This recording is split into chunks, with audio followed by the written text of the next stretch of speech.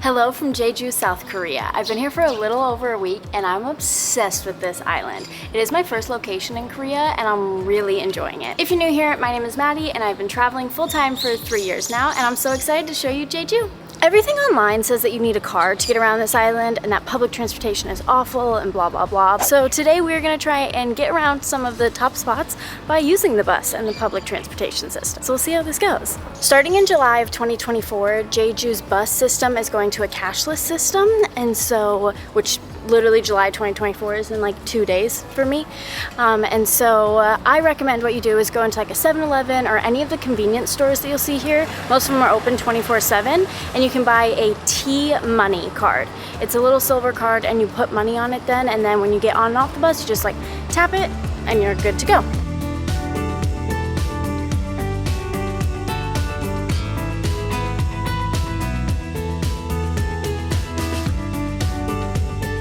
Okay, there were 2 ways that I could get to my first stop, 2 different like buses, and I chose one that had less walking. But that bus stopped at 108 stops versus the other bus only had 8 stops. So when you're taking the buses here, check and see how many stops the bus line takes and which one you're taking. I ended up taking the 201, which stops at every little stop, versus the line I should have taken. Lesson learned, but now time to go check out a museum. So this museum is the Jeju Haenyeo Museum, and the Haenyeo are a group of women that are basically very impressive free divers. Most women in Korea are in charge of the households and wouldn't be out working, but the Haenyeo women had to be in charge of households and also had to be out diving to deep depths, collecting fish, octopus, sea cucumbers, kelp, things to like create an income for their family and to also just feed their family because the men were off at war. This museum's gonna show you all about like their livelihood, what their homes were like, the clothing that they wore, which is crazy because like the water is cold and they're just wearing like cloth clothing until 1970. Then they did finally get like rubber wetsuits. But it's really interesting. These women are very, very impressive. It is a dying like thing though, not many people do it. But the other day I was out on a run and I saw a bunch of the women out diving, which was really, I don't know, I thought it was really cool, really special, knowing that maybe like within the next 50 years they won't be here doing it anymore.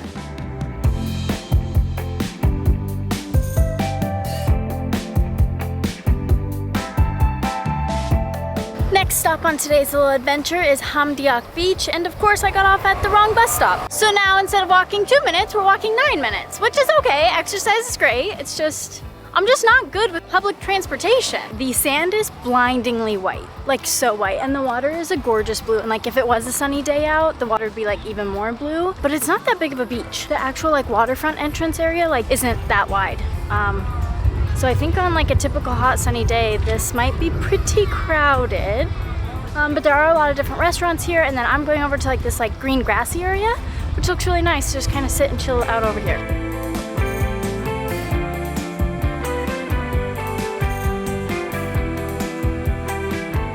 The contrast between like the white sandy beach, the bright blue water, but then also like the deep black like volcanic rock is really quite impressive. It just seems so dramatic. Okay, I am starving, so we are heading out and hoping that a lot of the street foods will be open maybe a little bit before 5 o'clock. And the sun's kind of gone away. It looks like we're maybe getting a storm. This entire week it's been raining so much, and it's supposed to keep raining over the next couple days. So there's still more places I want to take you and show you, so hopefully the weather cooperates. Everyone warned me that like Koreans won't talk to you and they're kind of standoffish, but like I've had so many conversations with strangers. Like, I don't know, I just feel like they're not standoffish. They're really friendly and really nice. So the market opens up at 8 a.m. and some places go until about 11 midnight. But in the morning it's gonna be more like produce and buying your meats and different vegetables and things. And then in the evening is when the street food comes alive.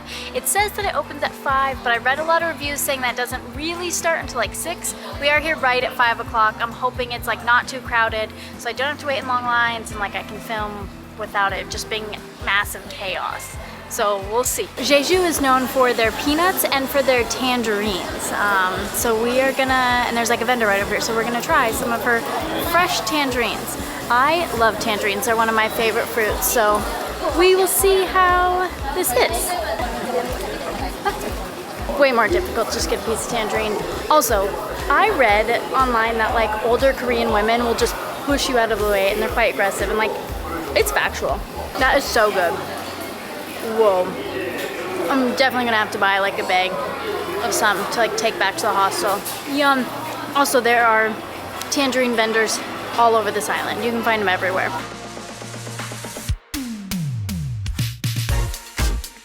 The best? Chicken. Okay, yeah. Spicy. Okay.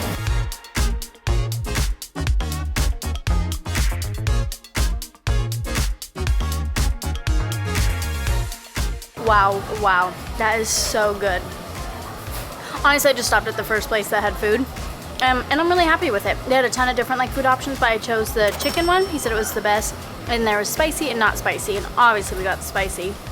Looks like some fried onions on it and 2 different types of sauces. Delicious. Time to go chow. As we can see, a lot of the stalls are still not open yet. A lot of them are like just setting everything up, getting everything put out and into place.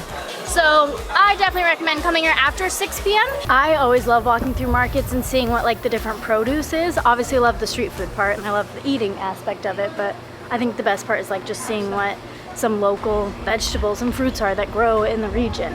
It's also a great place to just like get to see some of like local life and see how, you know, people live and like the foods that they buy. And I think one way into like to know a country is like through their food and through their culture. There's a ton of different sweets and desserts that you can buy here that are already like pre-packaged and all set to go. And at all of them, it's on this side. Now you can wave. Yeah. She was waving on the other side of the camera. But you can like test out any of the desserts. They've got kind of like little samples of them set up. I'm a sucker for dumplings, and the dumplings here are like massive, like the size of a baseball. So we are gonna go try some, I think. See, yeah, what they are. Okay, these are all so good. And I'm not a huge octopus fan, but one of them was octopus, and I actually really enjoyed it. My favorite was abalone, which I guess is like a type of like mussel or like some type of shell fish. But it was really good. The flavor was the best. It is 6:05 now, and the difference that just like 1 hour makes is absolutely crazy. There's so many of like the different stall vendors opened up now. It's way busier, so I am glad I like got my eating out of the way, and now I can just try and like wander through the crowd.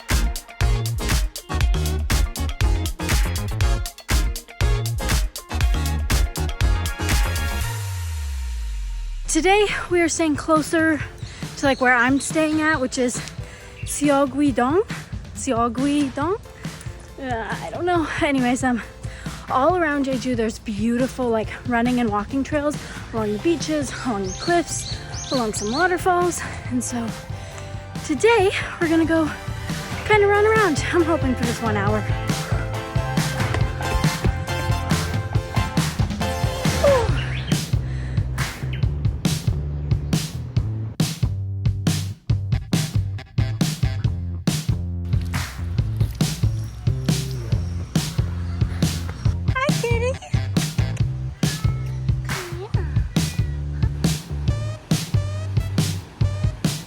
Now obviously beautiful blue skies and this blue water would look stunning, but I kind of like it that it's like rainy and overcasty. It's a whole mood.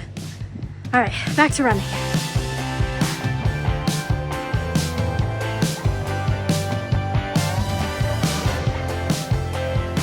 One thing that I love about Korea is there's Wi-Fi everywhere. On the buses have Wi-Fi, bus stops have Wi-Fi, and then at a lot of places, just out on the streets and in public and on trails, there's public free Wi-Fi. I normally always get an eSIM, but this time I didn't, because I was like, well, there's pretty much free Wi-Fi everywhere. For the most part, I hope at least I can go a couple minutes without internet connection.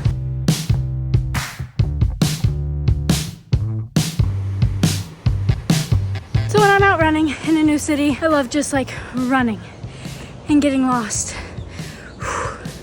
But sometimes that means that you end up at a dead end after you just came down a lot of stairs. Oh man.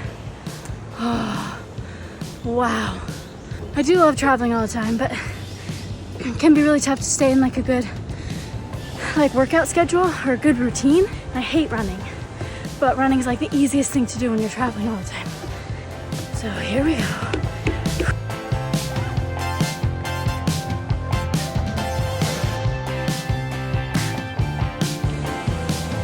This bridge is gonna be the death of me, but we're running up to the top of it. We're gonna get there. Oh my gosh. Whew. Almost there. Come on, look at these views. Whew. We did it. Oh man, my glutes and hamstrings are burning.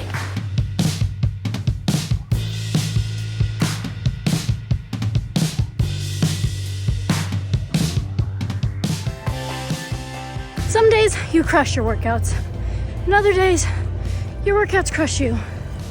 We're doing a lot of walking today.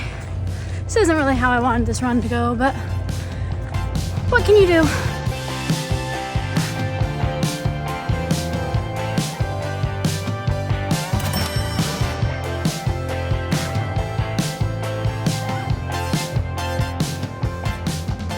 The waterfall is very impressive. It's massive. It's 23 meters high, 10 meters wide, and like just the mist and the breeze coming off of it felt so nice.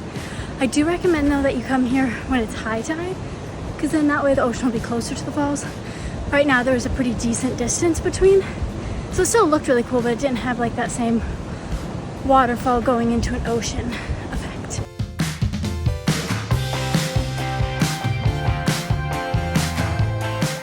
Five more minutes of running and then we're back at the hostel. I can shower, take a short little break, and then go hop on the bus to go see like the one thing in all of Jeju that I wanted to see. Of course, I'm saving it to like the last day and the last hour.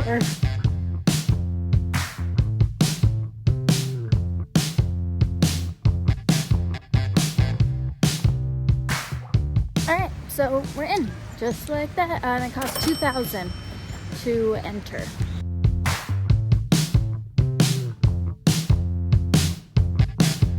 Okay, the Jusangjeolli cliffs are definitely worth it. It's some of the coolest like rock formations I've ever seen, and the waves crashing up on it.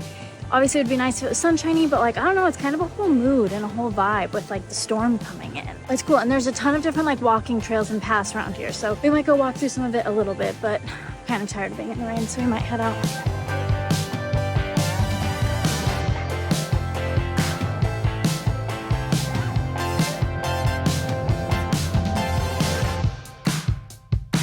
While it's not as impressive, the Seogwipo Olle market is still massive and has a ton of different food stalls to choose from, and then also a bunch of just like different clothing vendors, and you can buy produce. Okay, I'm here at the same time as I was at the other market, and this one's just like way more spacious. It's got more room, so it doesn't feel like as crowded and as cramped, which is really nice. You can like actually move around and not feel like you're constantly in every single person's way.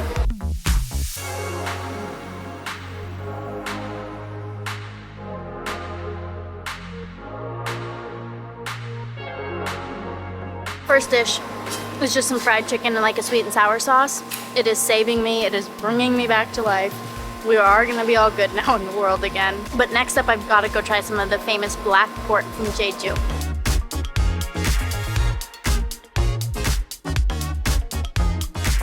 Okay, so we got a cheese like lobster roll, and then we've got some spicy black pork. I'm so excited to dig into this. Okay, we're gonna go for the lobster roll first. That's so hot. Oh my God. Wow. That is to die for. When dipped in the sweet chili sauce, yum. That is where it's at.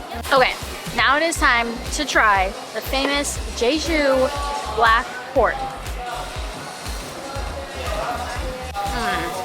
But that meat is so good, so tender, and full of flavor. That was honestly so good, but so messy. So I didn't even try to film any of it because both of my hands were just covered in the spicy sauce, and then also covered with like the lobster roll deal.